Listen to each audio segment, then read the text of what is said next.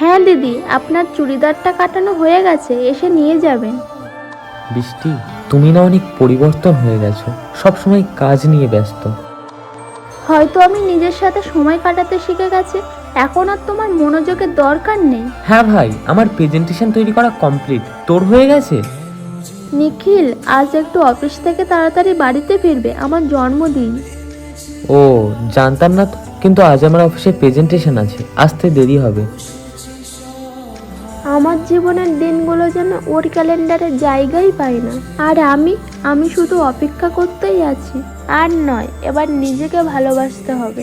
আমি তো সেলাইয়ের কাজ জানি, কাজের মধ্যেই নিজেকে ব্যস্ত করে দেব।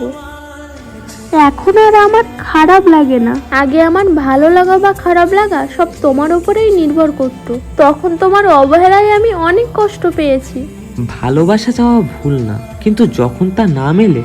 ভেঙে না পড়ে নিজেকে গড়ে তোলো। স্টোরিটি ভালো লাগলে একটা লাইক করে শেয়ার করে দিও।